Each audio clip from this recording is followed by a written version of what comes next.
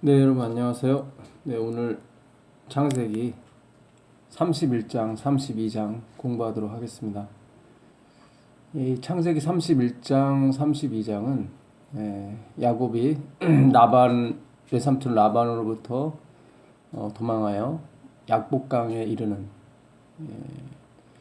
그 약복강에서 그 하나님의 사자와 씨름하는 그 장면으로 이루어져 있습니다. 31장 1절부터 10절까지 읽겠습니다. 야곱이 들은즉 라반의 아들들의 말이 야곱이 우리 아버지의 소유를 다 빼앗고 우리 아버지의 소유로 인하여 이같이 거부가 되었다 하는지라.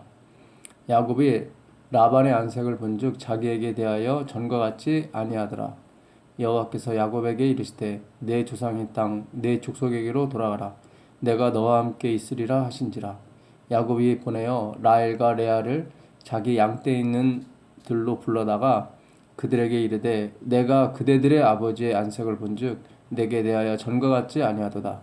그러할지라도 내 아버지의 하나님은 나와 함께 계셨느니라.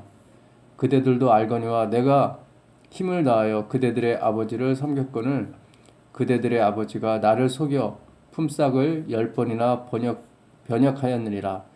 그러나 하나님이 그를 금하사 나를 해치 못하게 하셨으며 그가 이르기를 점 있는 것이 내 삭시 되리라 하면 온 양떼의 낳은 것이 점 있는 것이요 또 얼룩무늬 있는 것이 내 삭시 되리라 하면 온 양떼에 낳은 것이 얼룩무늬 있는 것이니 하나님이 이같이 그대들의 아버지의 짐승을 빼앗아 내게 주셨느니라.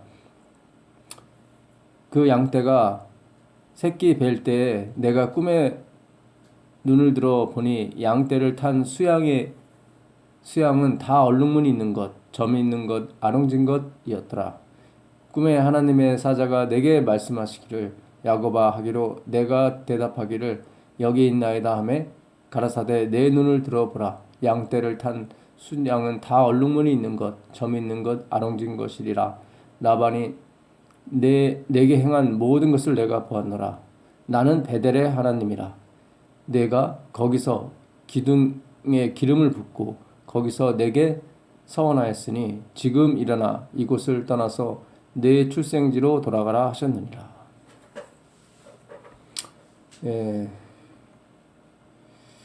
이 세상의 싸움은 누가 많이 갖느냐, 누가 많이 부자가 되느냐, 누가 많이 돈을 많이 가질 것인가에 초점이 다 맞춰져 있습니다. 그러나 하나님은 야곱에게 출생지로 돌아가라. 내가 베델에서 만난 하나님이다. 너의 출생지는 베델이다. 하나님을 만난 곳이죠. 그곳으로 가라고 말씀하십니다. 그곳은 그 사닥다리가 꿈에 본 그곳이었죠. 하나님의 전이라고 불렸습니다. 그 사닥다리는 바로 예수 그리스도의 인간 대신 고난과 속죄, 죽음, 그리고 부활을 상징하는 그 사닥다리입니다. 이 야곱은 라반과의 그 재산의 전쟁에서 승리했죠. 하나님께서 그에게 승리를 주셨습니다. 그랬더니 라반이 안색이 좋지 않았었죠. 라반이 10번이나 그 품삯을 속였습니다. 처음엔 점 있는 것을 얘기했는데 모두 태어나는 양들이 다 점 있는 거였어요. 하나님께서 그 점 있는 양의 숫야명을 타게 하셨죠. 그래서 다 점 있는 것이 되게 했습니다. 다음에 얼룩진 것이라고 또 속였습니다. 그랬더니 이번에는 하나님께서 얼룩진 것만 또 타게 하셨습니다. 그래서 다 얼룩진 것만 나오게 하셨습니다. 하나님의 백성이나 이 세상의 백성이나 똑같이 이 쩐의 전쟁, 재물의 전쟁, 성공의 전쟁을 벌이고 있습니다. 야곱은 야곱대로 내 것이라고 그러고 라반은 라반대로 또 자기 것이라고 그럽니다. 그 사이에 개입하시는 분이 바로 하나님이시죠. 하나님은 그것보다는 야곱이 출생지로 가기를 원하셨습니다. 바로 하나님을 만난 곳, 십자가를 만난 곳. 그곳이 약속의 땅이기 때문에 그런 것입니다. 근데 그 야곱은 그걸 정확히 몰랐죠. 18절에 보게 되면 야곱은 이삭에게로 가려고 출발했습니다. 그러니까 하나님은 이삭이 있는 곳이 아니라 베델로 가라고 말씀하셨죠. 베델로. 나중에 야곱이 이제 베델로 안 가고 세겜에 가죠. 세겜에서 자기 딸 디나가 세겜의 족상의 아들에게 욕을 보이게 되죠. 그래서 결국 그 시므온과 레위가 그 세겜의 하몰의 그 자손들을 다 죽입니다. 그리고 나서 야곱이 모든 우상을 상수리 나물에 다 묻어버리고 결국 하나님의 지시대로 베델로 가게 되죠. 베델은 바로 예수 그리스도께서 십자가를 지신 그곳이었습니다. 그곳만이 야곱의 희망이 있었으며 야곱의 평강이 있었고 하나님의 약속이 있었기 때문입니다. 그러니까 지금 31장에도 야곱은 하나님께서 자기를 이렇게 거부가 된 것에 대해서는 인정을 했지만 그 베델로 간다는 것이 무슨 뜻인지를 정확히 몰랐던 것 같아요. 결국 야곱은 라반의 것을 얼마나 많이 차지했느냐, 그것을 얼마나 지키기 위해서 도망하느냐, 그것이 그에게 관건이었습니다. 라반은 또 반대로 다 자기 것이라고 또 우겼었던 거죠. 그 라반은 비록 야곱의 삼촌이었지만 아람 사람이었습니다. 아람 사람. 20절에 보면 야곱은 그 거취를 아람 사람 라반에게 구하지 않고 가만히 떠났더라.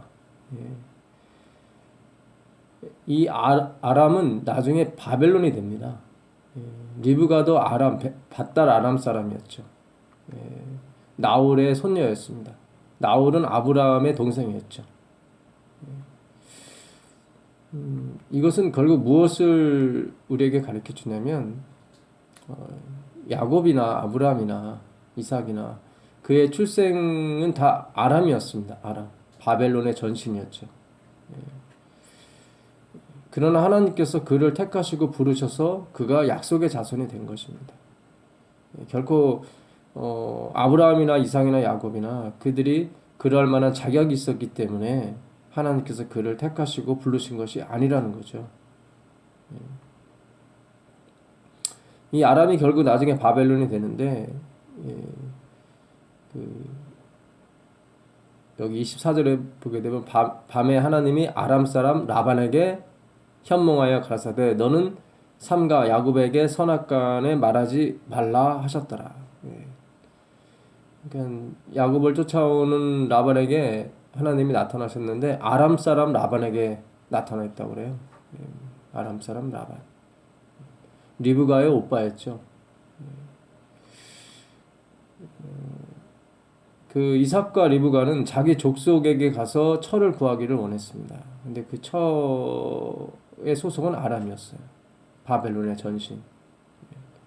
결국 그들이 훌륭하거나 그들이 탁월했기 때문에 그 족속에 가라고 하던 것이 아니라 하나님의 약속이 있었기 때문에 그런 거죠.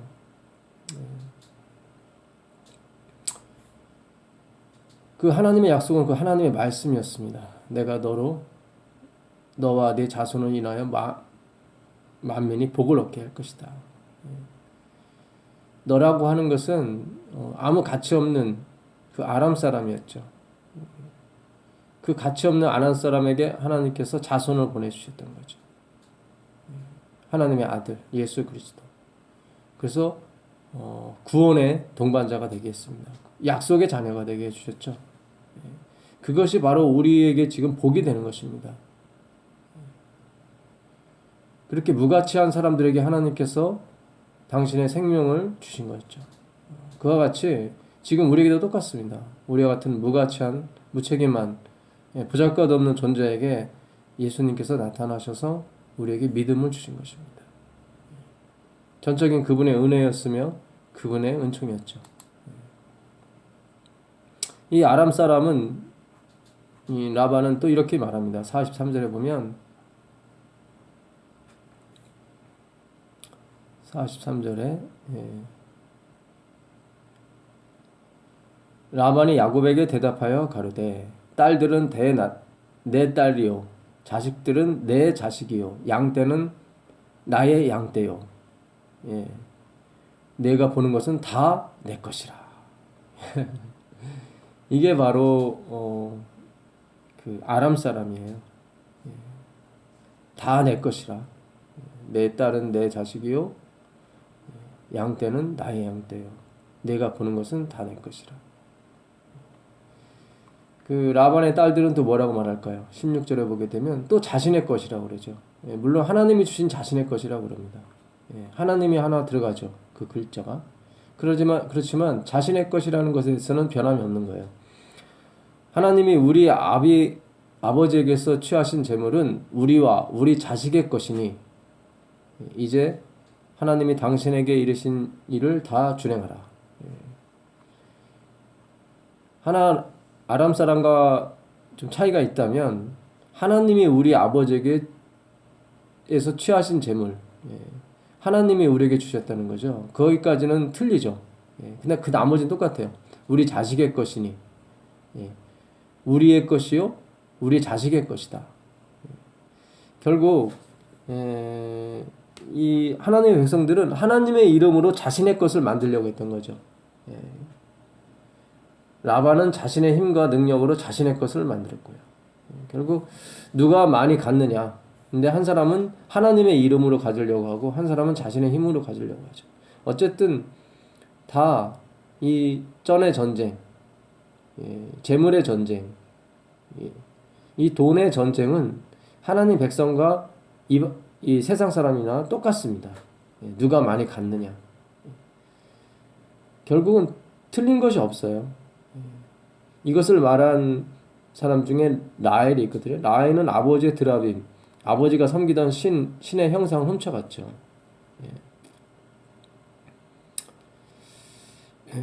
그러나 하나님은 그 가운데서 개입을 하시죠. 그거와 상관없이 야곱이 어떠하든 야곱의 아내들이 어떠하든 간에 당신이 이루신 말씀, 당신이 말씀하신 말씀을 이뤄가십니다. 그 32장에 가보시면 야곱이 여전히 그 하나님의 은혜와 또 자신이 이룬 그 능력을 함께 가려고 합니다. 32장에 야곱이 그 길을 진행하더니 하나님의 사자들이 그를 만난지라 야곱이 그들을 볼 때 이르기를 이는 하나님의 군대라 하고 그 땅 이름을 마하나임이라 하였더라. 야곱이 이제 라반에게서 노임을 받고 가는데 이제 형 에서가 기다리고 있잖아요. 그래서 그 하나님이 약속하셨거든요. 내가 너와 함께 할 것이다. 31장에 안심하고 가라. 너는 출생지로 가라. 이렇게 말씀하셨는데 야곱이 그걸 믿지를 못하죠. 그래서 하나님께서 하나님의 사자들 마하나임 하나님의 군대까지 이렇게 보내주세요. 그런데도 믿지 못하고 32장 3절 이하에 보게 되면 야곱이 그 돈을 그 돈과 재물 그 양떼 그런 재산들을 그 에서에게 보내서 에서의 은총을 또 구합니다. 그러니까 양다리를 걸치는 거죠. 야곱이 세일 땅 에돔들에 있는 형 에서에게로 사자들을 자기보다 앞서 보내매 그들에게 부탁하여 가로되 너희는 이 길이 내 주 에서에게 구하라. 주의 종 야곱이 말하기를 내가 라반에게 붙여서 지금까지 있었사오며 내게 소와 나귀와 양떼와 노비가 있사오므로 사람을 보내어 내 주께 구하고 내 주께 은혜 받기를 원하나이다 하라 하였더라. 그러니까 미리 사자를 보낸 거예요. 오늘날 따지면 변호사 정도 됐겠죠. 그래서 그 변호사한테 얘기하기를 내가 지금까지 20년 동안 삼촌 라반 집에 붙어 있다가 거부가 됐습니다. 그래서 내가 형한테 주려고 형이라고도 안 해요. 주라고 그래요. 주. 그러니까 내게 소와 나귀와 양떼 노비가 있사오므로 이걸 다 형한테 주려고 왔습니다. 그래서 혹시나 내 주께 구하고 내 주께 은혜 받기를 원하나이다. 그 20절에도 보게 되면 똑같은 말이 나와요. 10절에 보게 되면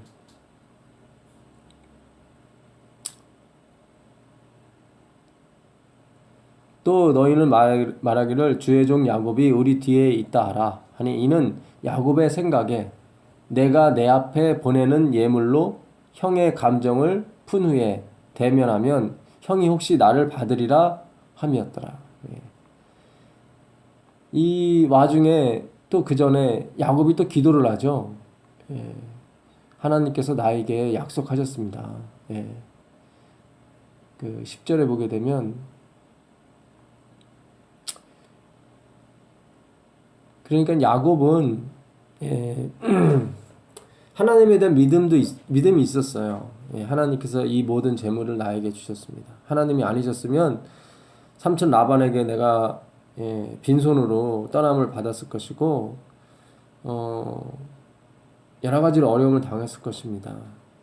그래서 하나님께서 자기에게 행하신 일들에 대해서 감사도 있죠. 아울러서 그는 자기가 이룬 것, 자기가 갖고 있는 것, 하나님이 자기에게 주신 것을 가지고 하나님의 뜻을 또 이루려고 하죠. 그런 것들이 복잡하게 얽혀 있어요. 이 31장, 32장에는. 그것이 오늘날 하나님의 백성의 상태와 똑같아요.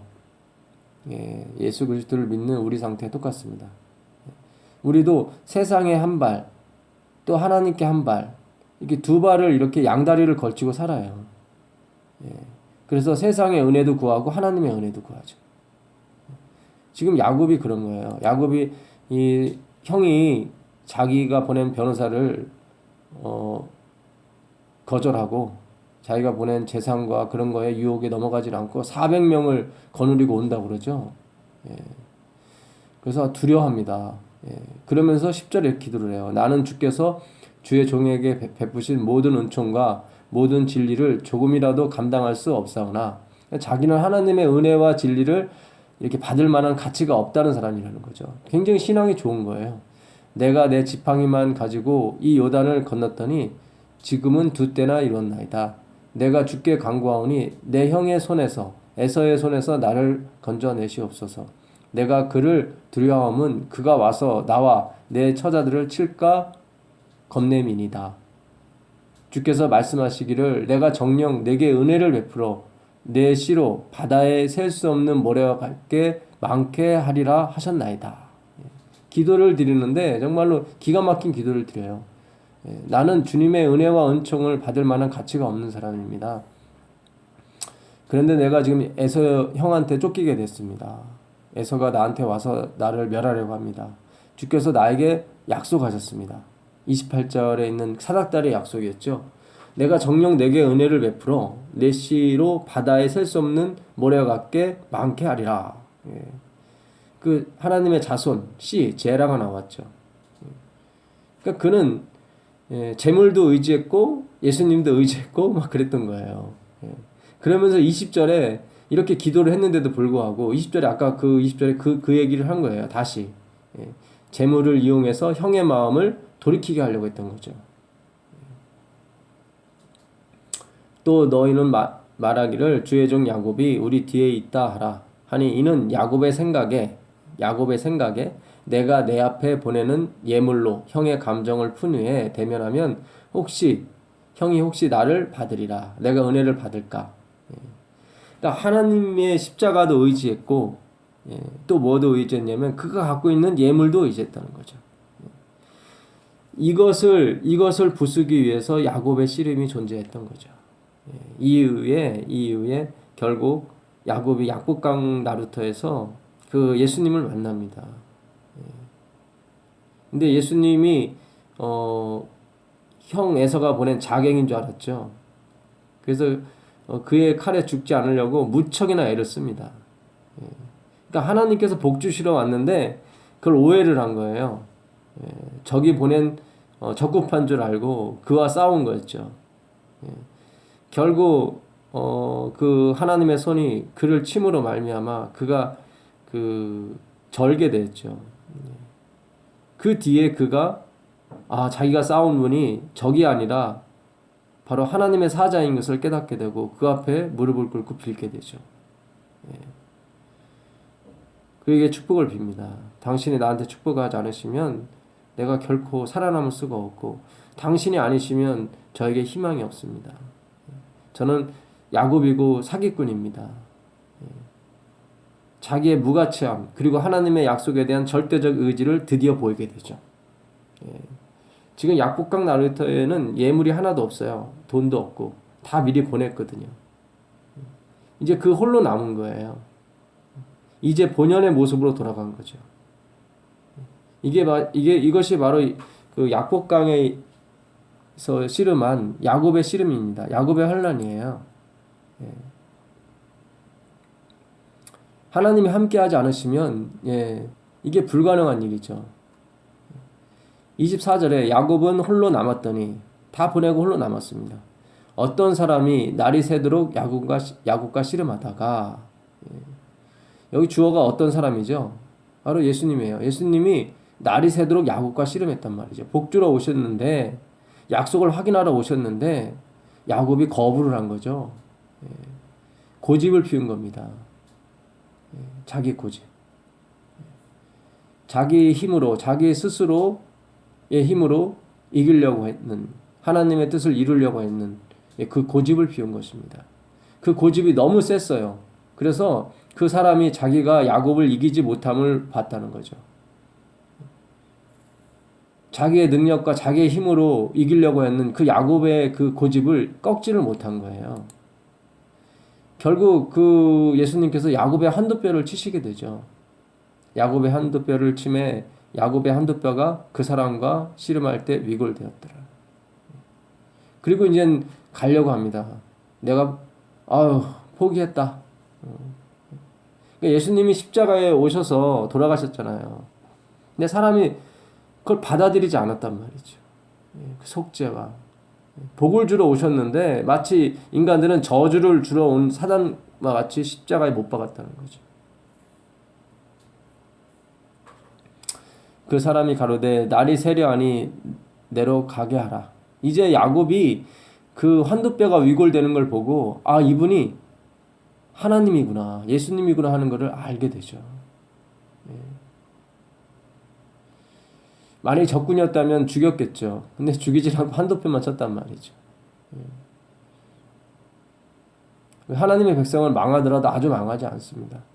욥이 그랬던 것처럼 하나님은 신실하시고 자비하시고 의로우시기 때문에 꺼져가는 불을 아주 끄지 않습니다.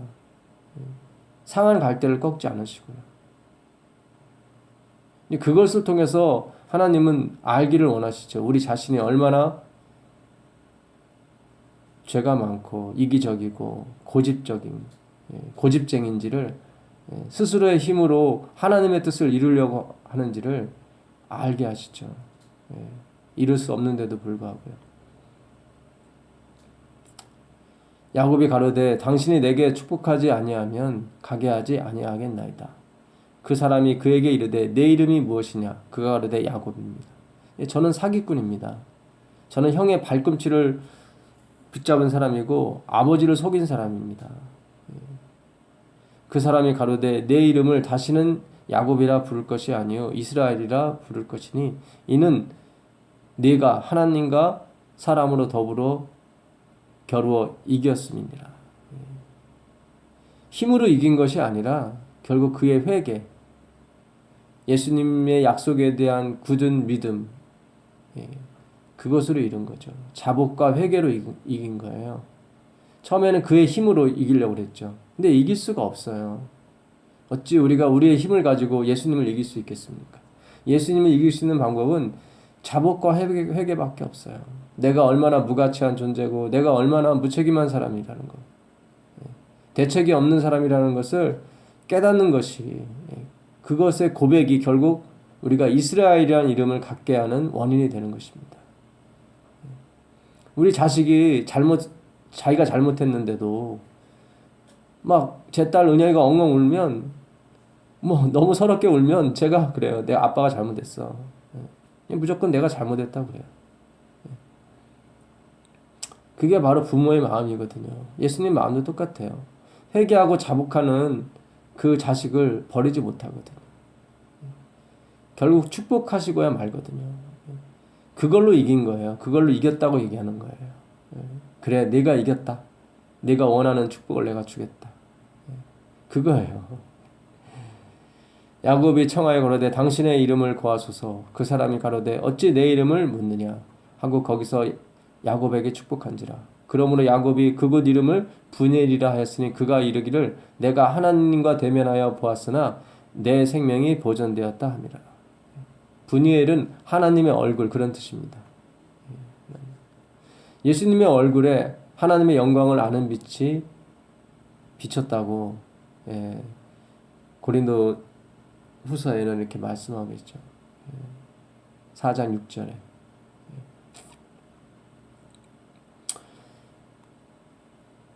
이 31장 32장은 결국 그거예요. 우리가 똑같아요. 세상 사람들과. 우리는 하나님의 이름으로 성공하려고 하고 돈을 많이 벌려고 하고 세상 이 아람 족속 라반은 자기의 힘과 자기의 그걸 가지고 거부가 되려고 하죠. 결국 거부가 되려고 하는 것은 똑같다는 거죠. 하나님의 백성은 하나님의 이름을 이용해서 거부가 되려고 하는 거죠.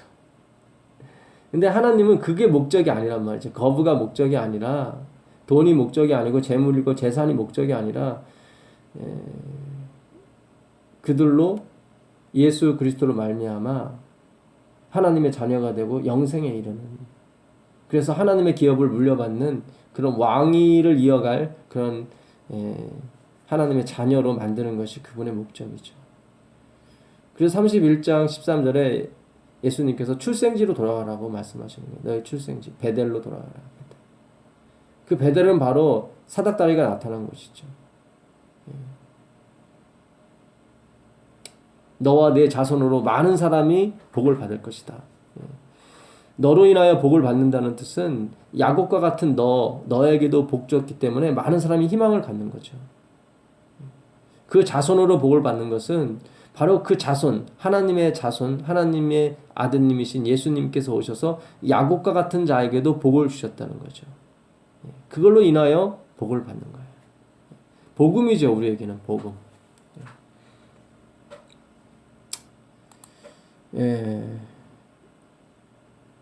결국 뭐 세상 사람이나 하나님 백성이나 이 세상에 대한 욕심은 똑같습니다. 똑같아요.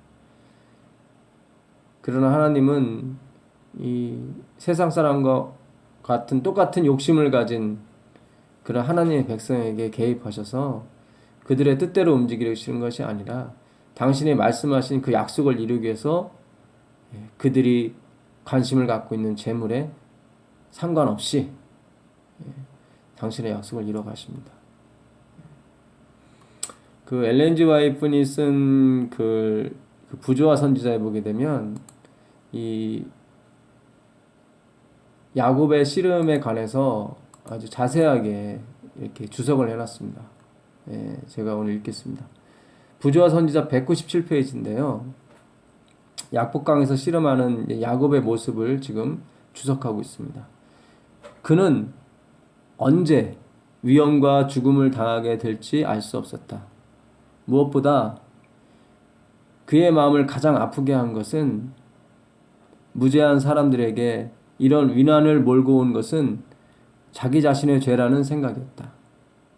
그러니까 자기 부인과 자기 자식들이 지금 생사를 모르는 위난에 처한 것은 다 자기가 아버지를 속였기 때문에 일어난 일이라고 그는 생각했던 것입니다.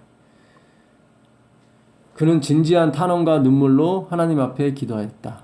갑자기 거센 손이 그를 붙잡았다. 그는 원수가 자기를 죽이려 하는 줄로 생각하고 공격자의 손아귀에서 나오기 위해 몸부림쳤다. 그러니까 예수님이 오셨는데 예수님이 원수인 줄 알았단 말이죠. 그래서 씨름을 한 거예요. 어둠 속에서 두 사람은 이기기 위해 서로 싸웠다.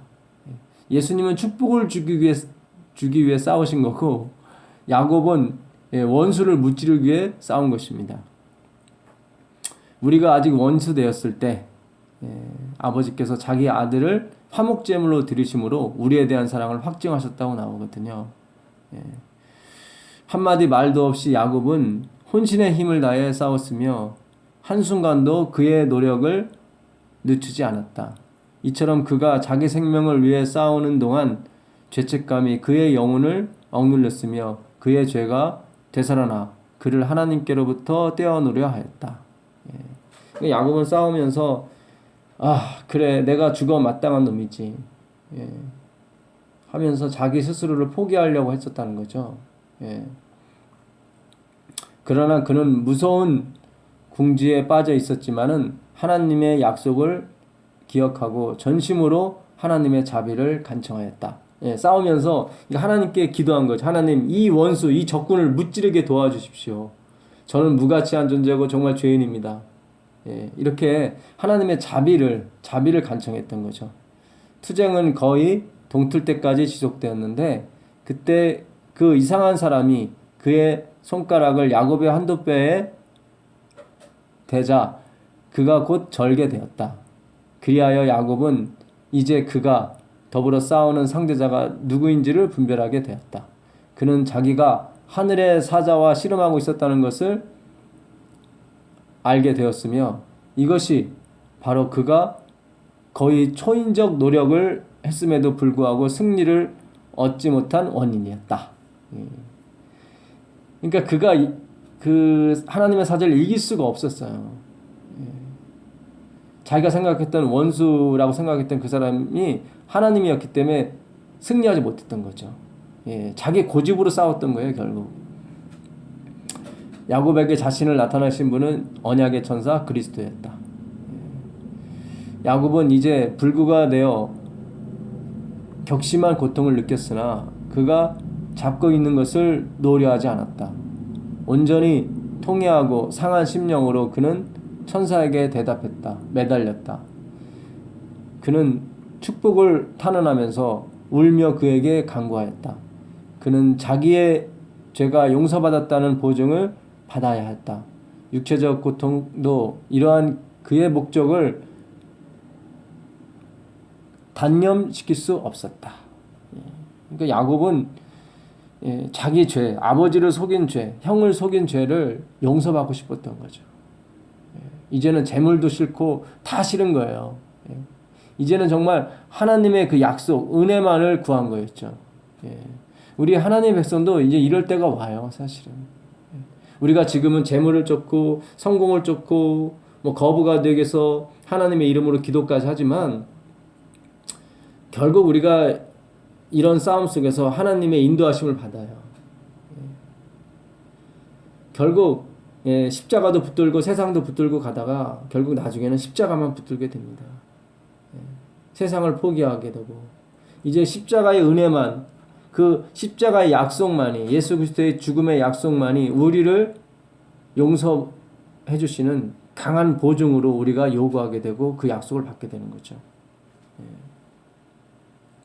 그 하나님의 백성들은 다 포기할지라도 그 목적, 바로 예수 그리스도께서 이루신 그 하나님의 의, 용서죠. 그 하나님의 의를 받기 위해서 단념하지 않습니다. 다 포기하고요. 같이 가다가, 세상과 같이 가다가 결국은 세상을 포기하고 그 하나님의 의만을 구하게 되죠.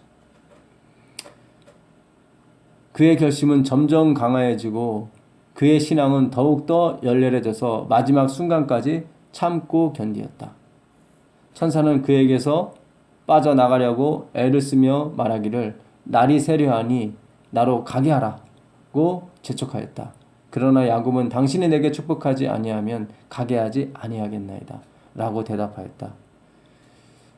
만일 이 말이 자만하고 외람된 자신감에서 나왔다면 야곱은 즉시 죽임을 당했을 것이다. 그러니까 이 하나님의 약속을 구하는 이 말이 당신이 나한테 축복하지 아니하면 내가 보내지 않겠습니다라고 하는 말이 그 자만하고 외람된 자신감에서 나왔던 거면 야곱은 결코 살아남지 못했다는 거죠. 형 에사한테 결국 멸망당하였거나 그 자리에서 죽임을 당했을지도 모르죠. 그러니까 지금 야곱이 구한 이 기도는 철저하게 자기가 부서지는 기도였다는 거예요. 내가 이만큼 노력하고 20년 동안 노력하고 또 하나님의 축복을 아버지로부터 받지 않았습니까? 자기의 고집과 자기의 행위를 계속 고집 피워서 하나님의 약속을 받아내려고 했다면 그는 약속을 받지 못했다는 거예요. 외람된 자신감. 내가 얼마나 성실히 일했고 얼마나 열심히 일했습니까? 라고 하는 것을 근거로 해서 하나님의 축복을 원했다면, 용서를 받기를 원했다면 그는 결코 용서받지 못한다는 거죠. 용서는 그렇게 오는 게 아니에요. 우리의 본질적인 이 진노의 자식의 이 본성은 하나님이 아니고서는 이거를 고칠 방법이 없는 것입니다. 그가 아무리 회개하면서 7년은 레아를 위해서 또 7년은 라헬을 위해서 자기 삼촌한테 속임을 당하고 또 10번이나 속임을 당하고 이런 걸 다 꿋꿋이 참아낸 것이 자기가 용서를 받기 위한 근거가 된다면 결코 받을 수 없다는 거예요. 이 말은 내가 계명을 지켰으니까 주님 나한테 구원을 주셔야 됩니다 라고 하는 그런 식의 신앙은 결코 우리로 사망에서 탈출시키지 못한다는 거죠. 아담으로부터 모든 14만 4천에 이르는 하나님의 모든 백성은 이런 식으로 하나님 앞에 나가지 않고 이렇게 나갑니다.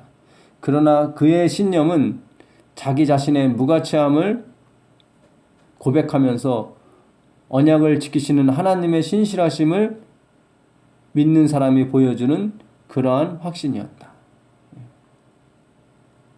그의 신념은 자기 자신의 무가치함을 고백하는 거였어요. 자기 스스로의 힘으로 하나님의 그 약속을 이루려고 했던 그런 고집이 얼마나 무가치했던가. 지금 오늘날 우리의 모습이에요, 사실은.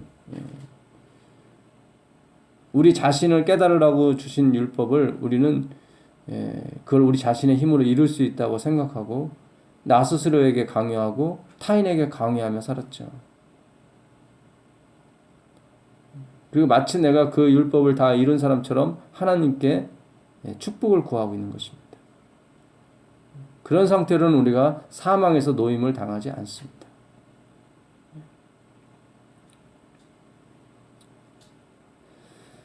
자신은 무가치하고 누구만이요? 예수 그리스도만이 언약을 지키시는 신실하시다는 거죠. 나는 0이고 예수님의 십자가는 100%라는 거예요. 0.001%도 거기에 플러스가 되면 안 돼요. 물론 우리의 힘으로 되는 건 아니지만 하나님은 우리가 이 세상과의 재물과의 싸움에서 계속 하나님께 축복을 구하고 기도하면서 또 한쪽은 십자가를 잡아가는 그런 와중에서도 당신 자신은 신실하게 뚜벅뚜벅 하나님이 약속하신 그 언약, 십자가의 언약이죠. 그곳으로 인도하기 위해서 우리를 인도하십니다. 그러니까 우리는 막 재물을 원하고 행복을 원하고 성공을 원하면서 막 기도하면서 십자가를 잡잖아요. 그런 와중에 하나님은 철저하게 우리 자신으로 무가치함을 고백하게 하시고 그 십자가로 인도하신다는 거죠. 이것이 바로 아담부터 14만 4천에 이르는 모든 사람이 겪는 확신인 것입니다. 신앙의 고백인 거예요. 야곱은 천사와 힘을 겨루어 이겼다. 바로 회개와 자복으로 이긴 것입니다. 자신의 능력과 힘으로 이기려 했다가 실패를 하고 결국 장애자가 됐죠. 환도뼈가 이골되는, 그래서 평생 그는 절름발이가 됐던 것입니다. 그것이 바로 자신의 무가치함, 자신의 고집이 무엇을 초래했는지를 아는 거죠. 야곱은요, 뭐 아버지 속인 뒤로 결코 누구를 속이거나 그러지 않았어요. 신실하게 살았어요. 자기는 그걸로 아버지를 속인 것을 이렇게 무마시킬 수 있다고 생각했던 거죠. 자기가 이룬 거부, 재산을 가지고 형의 용서를 구했고 형의 은혜를 구했단 말이죠. 근데 실패했어요. 마치 그 한도뼈가 위골돼서 저는 사람이 된 것처럼 그는 철저하게 부서지게 된 거죠. 물론 그런 재물과 그런 풍요가 다 하나님으로부터 왔다는 걸 인정을 했지만 그것을 사용하여서 그는 하나님의 약속을 이루려고 했던 거죠. 결코 이룰 수가 없습니다. 결코. 우리에게 주어진 도덕적인 힘, 우리에게 주어진 어떠한 성실함의 힘일지라도 그것으로 우리가 천국으로 갈 수가 없습니다. 천국은 오직 하나님께서 이루신 그 약속을 통해서 갈 수 있는 것입니다.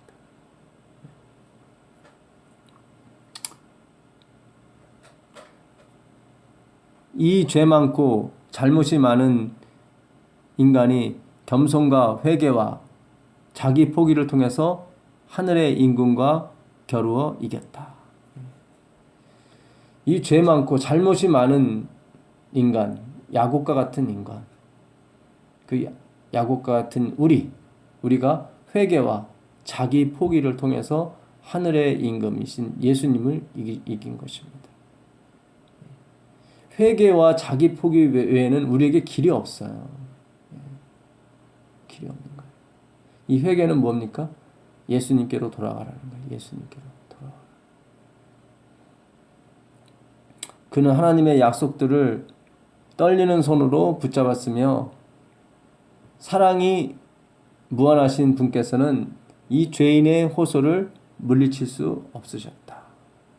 그래요. 사랑이 무궁하신 분께서는 이렇게 자기의 잘못과 자기의 무가치함을 자기 포기를 하고 이 하나님 앞에 오는 사람을 결코 물리칠 수가 없는 것입니다. 속임수로 장자의 명분을 빼앗은 죄가 이제 그의 앞에 분명하게 드러났다.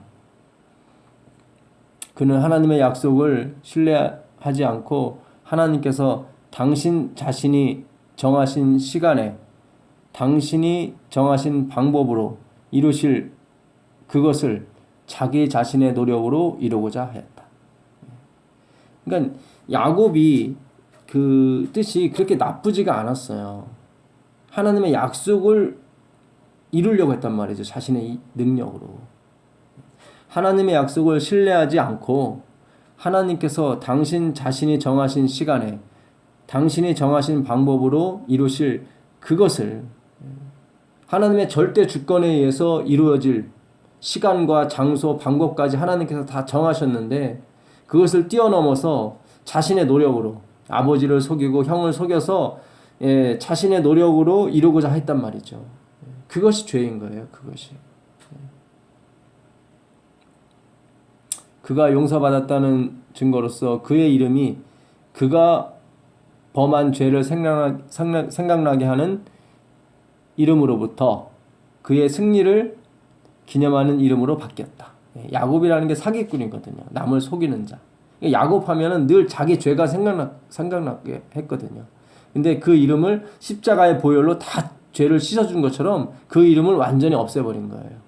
그리고 이스라엘이라는 회개와 자복으로서 거듭난 그의 인생, 그 승리를 기념하는 뜻으로 이스라엘로 바꿔주신 거죠. 천사는 내 이름을 다시는 야곱이라 부를 것이 아니요 이스라엘이라 부를 것이니 이는 내가 하나님과 사람으로 더불어 겨루어 이겼습니다고 말하였다. 그 호세아서 12장에 가보시면 호세아서요. 이 야곱에 대해서 다시 나옵니다. 야곱에 대해서 다시 나오는데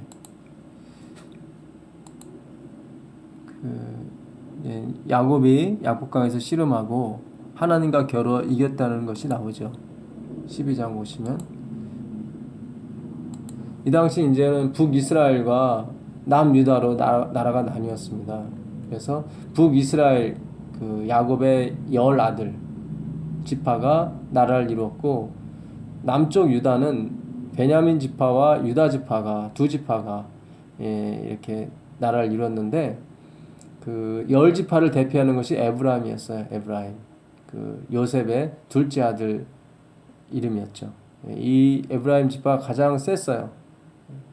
남쪽 유다에는 유다 지파가 가장 강했었고요. 그래서 성경에서 에브라임 나오면은 북쪽 이스라엘을 말하고 유다 하면은 남쪽 유다를 말합니다. 호세아서 12장 1절에 보면 에브라임은 바람을 먹으며 동풍을 따라서 날마다 거짓과 포착을 더하며 아수르와 계약을 맺고 기름을 애굽에 보내도다. 그러니까 이 에브라임은 북쪽 이스라엘을 말하죠. 바람을 먹고, 그러니까 이 바람을 먹고 동풍을 따라가서, 그러니까 이게 그 겉바람이 불었다는 거죠.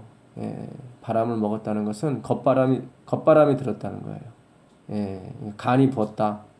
그러니까 허파에 뭐 바람이 들어갔다라든가 같은 그런 겉바람이 든 거예요. 그래서 날마다 거짓과 포악을 더하며 아수르와 계약을 맺고, 그러니까 이방 민족인 아수르와 북쪽에 있었죠. 그 당시 가장 강했던. 그리고 남쪽에는 가장 강했던 애굽이 있었습니다. 그러니까 하나님을 의지하지 않고 자신의 술수와 자기 생각에 의존해서 살았다는 거예요. 힘이 강한 자와 동맹을 맺었다는 거죠. 하나님과 그들은 동맹을 맺어야 되는데 바로 야곱이 야복강 나루터에서 자기의 고집과 자기의 노력을 다해서 하나님의 약속을 이루려고 했던 것과 똑같은 거예요. 그러니까 이 당시 에브라임도 하나님의 약속을 아수르와 애굽을 힘을 빌어서 이루려고 했던 거죠.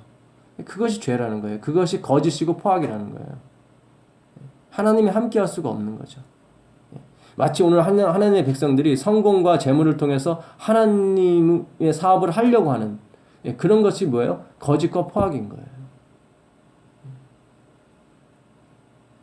이 성공한 사람과 힘을 합쳐서 하나님의 사업을 하려고 하는 거. 내가 성공해야 하나님 일을 할 수 있다는 생각은 이거는 다 사단이 준 생각입니다. 결코 그렇지 않습니다. 결코. 예수님은 보리떡 5개와 물고기 2마리로 2만 명을 먹이셨단 말이죠. 오늘도 그 기적이 일어날 수 있는 거예요. 우리가 전적으로 예수 그리스도의 십자가만 의지해서 간다면 하나님은 우리를 굶기지 않으십니다. 더 배부르게 하시고요. 너희는 먼저 그의 나라와 그 의를 구하라. 그래야만 이 모든 것을 너에게 더하시겠다고 말씀하시고. 근데 오늘날 하나님의 백성은 그렇지가 않아요. 돈과 재물, 성공 이것을 가지고 하나님의 재림을 이루려고 하죠. 결코 재림하지 않습니다. 결코 재림하지 않습니다. 오히려 거짓과 포악만 더 늘어나고 하나님이 계시지 않으니까. 여호와께서 유다와 쟁변하시고 야곱의 소행대로 벌 주시며 그 소위대로 보응하시리라. 유다 또한 마찬가지예요. 유다 또. 애국과 손을 잡으려고 하고 강대국과 손을 잡아서 하나님의 나라를 지키려고 했던 거죠.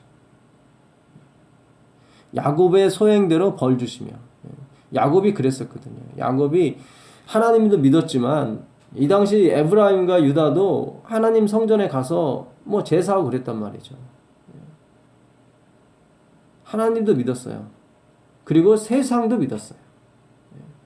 이 두 개가 같이 간 거예요. 결코 두 개가 같이 가지 못해요. 야복강 나루터에서 철저히 부서지죠.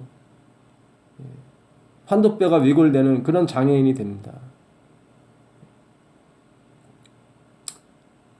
야곱은 태에서 그 형의 발꿈치를 잡았고 또 작년에 하나님과 힘을 겨루되 천사와 힘을 겨루어 이기고 고집을 피웠다는 거예요. 고집을. 그의 고집을. 자신의 능력과 자신의 힘으로 그 하나님을 이기려고 했다는 거죠. 울며 그에게 간구하였으며 하나님은 베델에서 저를 만나셨고 거기서 우리에게 말씀하셨더라. 베델이에요. 베델이 나오죠. 하나님은 너 출생지 베델로 가라는 거예요. 베델. 야곱의 사닥다리, 그 하늘의 사닥다리, 그곳으로 가라는 거예요. 그곳. 베델에서 저를 만나셨다는 거예요. 그의 간구함을 들으셨으며 하나님이 베델에서 저를 만나신 거예요. 야곱은 자기의 소유와 재산을 지키기 위해서 가나안 땅에 갔지만 하나님은 그런 목적도 있었지만 그런 목적보다는 그가 십자가 밑에서 하나님의 은혜를 깨닫길 바랬어요. 하나님의 의를 깨닫길 바랬어요. 영생의 의죠. 영생의 축복이고 영생 복락이었어요. 그곳이 바로 그의 출생지였어요. 근데 자기는 이삭이 있는 부엘세바가 헤브론이 자기의 출생지인 줄 알고 그쪽으로 가려고 했던 거죠. 근데 하나님은 그곳이 아니에요. 그곳이 출생지가 아니라 베델이란 말이에요. 베델. 야곱은 부엘라헤로이에서 태어났어요. 부엘세바 밑에 있는 도시였죠.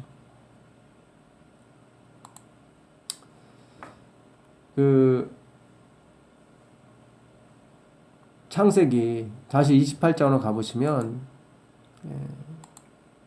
그 출생지, 야곱의 출생지가 나옵니다. 제2의 출생지. 바로 우리의 출생일은 바로 침례를 받은 그곳이죠. 바로 예수 그리스도와 함께 죽고 그리스도와 함께 부활한. 바로 십자가 밑에서 우리의 출생지입니다. 십자가 밑이. 야곱도 마찬가지예요. 야곱도. 12절 꿈에 본즉 사닥다리가 땅 위에 섰는데 그 꼭대기가 하늘에 닿았고 또 본즉 하나님의 사자가 그 위에서 오르락내리락 하고 또 본즉 여호와께서 그 위에 서서 가라사대 나는 여호와니 너의 조부 아브라함의 하나님이요 이삭의 하나님이라 너 누운 땅에 내가 너와 네 자손에게 주리니 네 자손이 땅의 티끌같이 되어서 동서남북에 편만할지며 땅의 모든 족속이 너와 네 자손을 인하여 복을 얻으리라. 여기서 말한 자손은 바로 예수 그리스도를 말하죠. 제라, 단수로 쓰였어요. 내 자손이 땅의 티끌같이 많게 해주겠다. 그러니까 이 예수님께 붙은 사람들을 다 하나로 본 거예요. 다 예수님에 속한 사람들이에요. 이 사람들은. 다 예수 안에 있는 사람들이고요. 그래서 자손이라고 나와요. 자손들이 아니라. 티끌같이 엄청나게 많은 구원받은 백성이 나오는데 이 백성이 다 어디에 있냐면 예수님 안에 있단 말이죠. 그래서 하나가 된 거예요. 예수님과 하나가 된 걸 말하는 거예요. 근데 이 사람들이 모든 족속이 너와 네 자손을 인하여 복을 얻을 것이다. 너는 야곱이죠. 그러면 야곱이 복을 주는 사람입니까? 그것이 아니라 야곱과 같은 그런 우리, 세상을 쫓아간 우리, 재물을 사랑한 우리, 그 야곱에게 사기꾼, 아버지를 속이고 형을 속인 그 사기꾼, 그 사기꾼에게도 예수님이 복을 주셨다는 거죠. 복 주시기 전에 그의 환도뼈를 치셨다는 얘기는 그로 거의 죽게 만들었다는 얘기죠. 우리를 죽게 만드는 것이 뭡니까? 율법이에요. 율법. 그 하나님의 품성의 율법을 보고 야곱이 겨루어 이기려고 했죠. 그걸 자신의 힘으로 지키려고 했던 거죠. 결국 실패했죠. 그리고 자기의 죄와 자기의 무가치함을 자기는 율법을 지킬 수 없는 그런 족속임을 거기서 깨닫게 되는 거죠. 그리고 전적인 하나님의 십자가의 은혜를 구하게 됩니다. 하나님의 약속이죠. 그게 바로 너예요. 너 여기서 나오는 너. 너와 네 자손을 인하여 복을 얻으리라. 자손은 누구예요? 그 갈라디아 3장 16절 이하에 나오는 자손은 단수를 하나를 가리켜 말한다고 했는데 곧 그리스도라고 나와요. 그리스도. 이 그리스도가 누구요? 바로 야곱과 같은 우리를 위해서 대신 화목제물이 되셨죠. 우리의 죽음을 대신 당하셨죠. 우리의 죄의 삭슬을 갚으셨어요. 그 자손을 인하여 복을 얻는 거예요. 너와 내 자손을 인하여 복을 얻는다고 했을 때 이 너는 바로 율법을 말하는 거예요. 근데 야곱이 고집을 피워서 그 율법을 자기 힘으로 자기 능력으로 지키려고 했다가 실패를 했죠. 아까 화이트분이 말한 것처럼 자기의 노력으로 하나님의 약속을 이루려고 했단 말이죠. 실패를 한 거예요. 내 자손이 오셔서 그 약속을 다 이루신 거예요. 율법의 요구도 이루셨고 율법의 요구대로 죄의 삭은 사망이라 하였으므로 우리의 죄를 다 안고 운명하셨습니다. 그분이 자손이에요. 이 약속은 요한계시록으로 넘어가는 거예요. 이게 바로 꿈에 본 사닥다리인데 그 사닥다리 꼭대기가 하늘에 닿았고 또 땅에 닿았다. 땅에 닿았고 하늘에 닿았어요. 우리가 이룰 것이 하나도 없어요. 바로 예수님께서 땅부터 시작해서 하늘 꼭대기까지 다 이루셨습니다. 이게 바로 전적인 하나님의 은혜며 전적인 하나님의 은총인 거예요. 야곱은 이거를 처음부터 붙잡아야 됐었어요. 근데 자기의 힘으로 이루려고 사기도 치고 도망가고 그랬다는 거죠. 결국 예수님이 오셔서 그걸 다 이루신 거예요. 마지막에 어려움이 있었죠. 예수님이 가시려고 했어요. 너무 야곱이 고집이 세가지고. 결국 그의 위고를 부러뜨리시고 가시려고 했을 때 야곱이 그 자기가 싸우던 사람이 사탄이 아니라 하나님이신 예수님인 걸 알게 되고 이제는 자신의 힘으로 이룰 수 없다는 걸 다시 그가 깨닫고 전적인 하나님의 약속과 은총 그 십자가의 은혜만 구하게 됐던 거죠. 오늘은 하나님의 백성도 마찬가지입니다. 나는 부유하다 부족한 것이 없다 하나 너의 가난함과 벌거벗은 걸 알지 못한다고 했는데 나중에는 알게 돼요. 가난하고 벌거벗은 것을. 그럼으로써 자신은 0%이고 오직 100%의 하나님의 은혜만을 구하게 되죠. 중단 없이 구하게 됩니다. 끝까지 구하게 됩니다. 그래서 결국 그 은혜를 받게 됩니다. 이 사닥다리가 바로 땅에 닿았고 하늘에 닿았단 말이죠. 그 요한계시록 12장 17절에 보게 되면 가볼까요? 여기도 요한계시록 놀라운 말씀이 있죠. 그 여자의 후손에 대해서 나옵니다. 용은 사탄이죠. 용이 여자에게 분노하여 돌아가서 여자는 순결한 처녀, 마지막 남은 자손, 남은 교회를 말합니다. 하나님이 보내신 예수 그리스도의 보혈을 믿는 오직 그것에만 희망을 두고 100% 그것의 은혜를 구하는 그런 여자들이죠. 다른 것이 섞이지 않았어요. 섞이게 되면 포도주가 돼요. 이 사람들은 포도즙과 같은 사람들이에요. 오직 그 예수님이 흘리신 보혈만을 자신이 이룬 어떤 것도 의지하지 않고 자신의 노력과 어떤 것도 의지하지 않고 하나님이 이루신 그 위대한 승리만을 의지하고 십자가만을 의지한 그 여자들을 말해요. 순결한 처녀죠. 용이 여자에게 분노하여 돌아와서 그 여자의 남은 자손 곧 하나님의 계명을 지키며 예수의 증거를 가진 자들로 더불어 싸우려고 바다 모래에 섰더라. 용이 싸우려고 쓴 사람들의 특징이 뭐냐면 하나님의 계명을 지키며 예수의 증거를 가진 사람들이에요. 바로 이 하나님의 계명이 뭐냐면 그 야복강에서 그 하나님의 사자 예수님이 야곱을 축복하시려고 온 것을 말해요. 야곱은 자기의 힘으로 그걸 이루려고 했죠. 이기려고 그랬어요. 근데 하나님이 위고를 치셨단 말이죠. 그게 계명의 특징이에요. 그 계명으로 말미암아 우리가 죽게 되는 거죠. 고린도후서 3장에 나온 말씀이죠. 우리를 죽이는 계명이에요.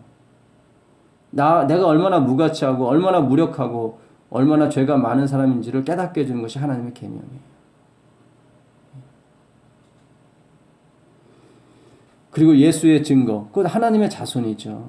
예수 그리스도. 너와 네 자손을 인하여 만민이 복을 얻을 것이라고 말한 것이 바로 이 구절과 똑같이 일맥상통하는 것입니다. 14장 12절도 마찬가지예요. 14장 12절도 이게 새 천사의 기별 후에 오는 말씀이거든요. 예. 새 천사의 기별 후에 그 하나님의 백성의 특징 중에서 나오는 게 성도들의 인내가 여기 있나니 저희는 하나님의 계명과 예수 믿음을 지키는 자니라. 반드시 하나님의 계명이 같이 가게 돼 있어요. 이것으로만 우리가 죽게 되거든요. 이것으로만. 예. 그 로마서 7장 가보시면 로마서 7장 10절 가보세요. 10절입니다.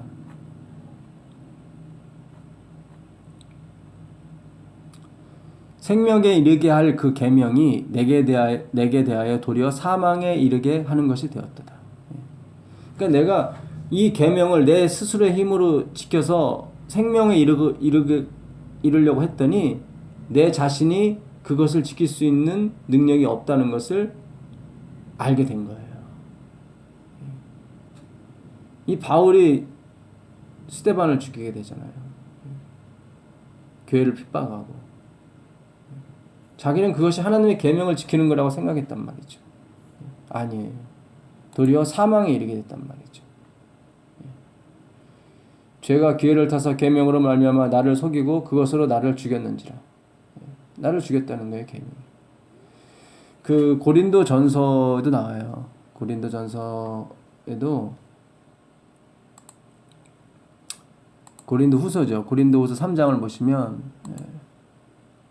또 바울이 한 겁니다. 6절에 보시면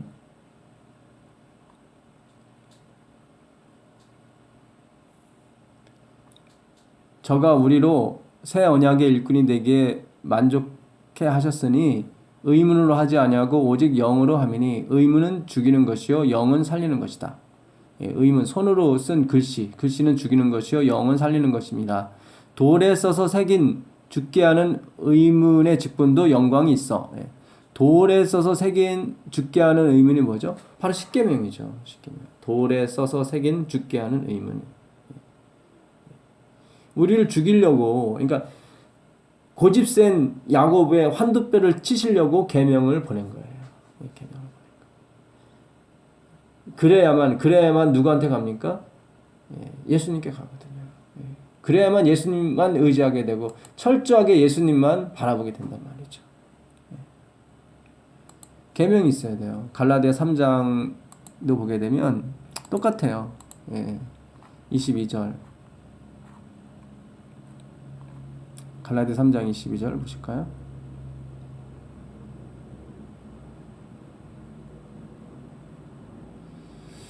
예.